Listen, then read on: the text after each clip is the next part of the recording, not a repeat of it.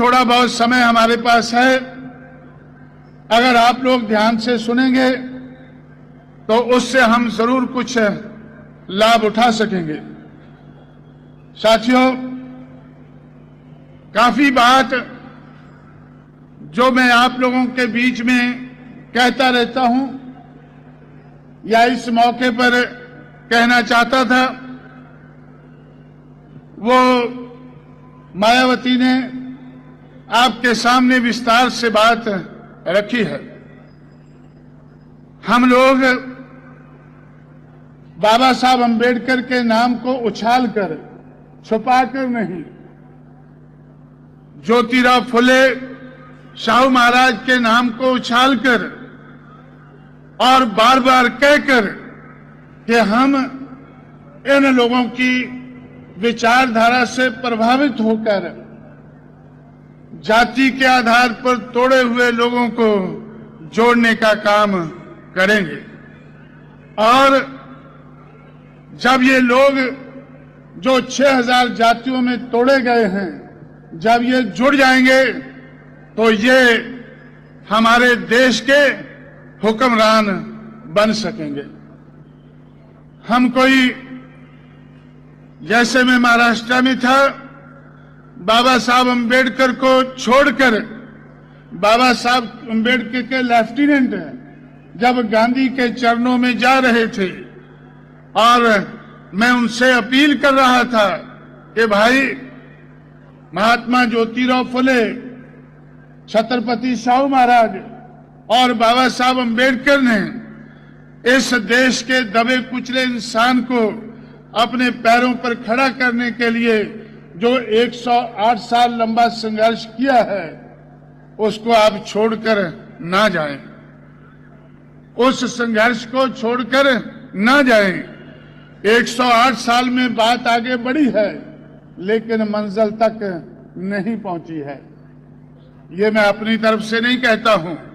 बाबा साहब अंबेडकर ने ये दुनिया छोड़ने से पहले अपने लेफ्टिनेंट से, अपने मानने वाले लोगों से कहा था कि ये कारवां जहां आज नजर आ रहा है, बहुत मुश्किल और मुसीबत के साथ, बहुत बेइज्जती सहने के बाद मैं इसको इधर तक लाया हूं।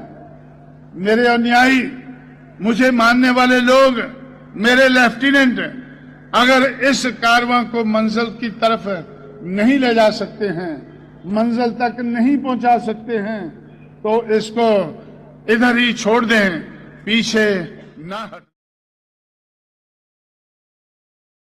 आपके सामने नहीं कहता हूं, महाराष्ट्र में ही ये बात सुनकर मैंने दूसरों को सुनाने का काम उत्तर भारत में किया था। जिस जगह लोग महात्मा फुले को बिल्कुल नहीं जानते थे, छत्रपति शाहू महाराज का नाम तक नहीं सुना था, बाबा साहब अंबेडकर को थोड़ा थोड़ा जानते थे लेकिन बिल्कुल नहीं मानते थे, ऐसे लोगों में जाकर जब मैंने उनके बारे में बताकर उनको रजामंद करने की कोशिश की और उनको मैंने ये बातें सुनाई, तो लोग आहिस्ता आहिस्ता हमारे साथ जुड़ने लगे।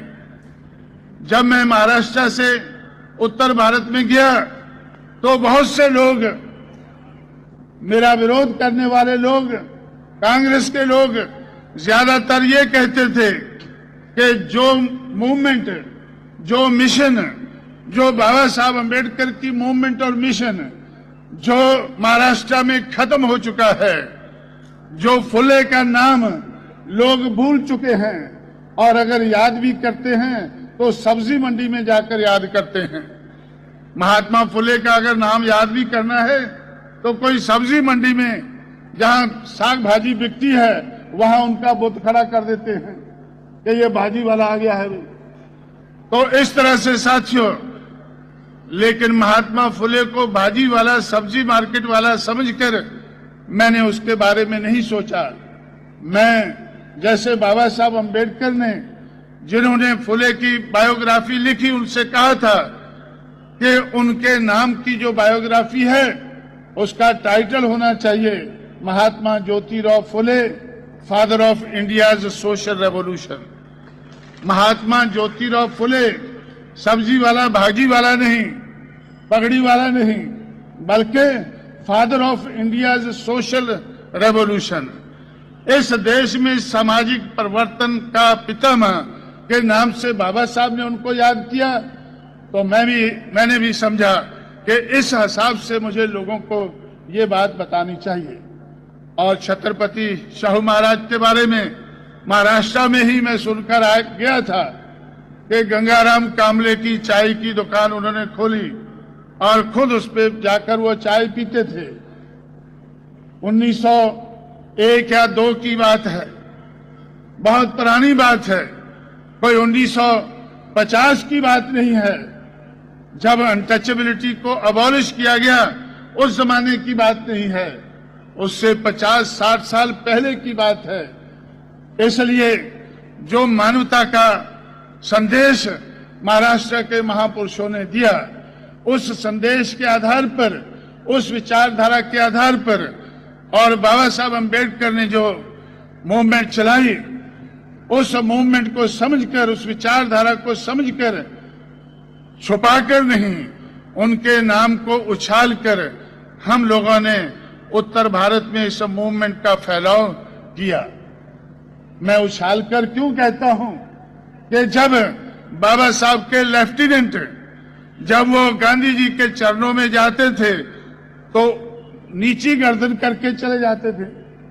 वो गर्दन नीची करके जाते थे कि कहीं किसी को पता ना चल जाए कि ये बाबा साहब के साथ घूमा करते थे, ये बाबा साहब के साथ कभी घूमा करते थे।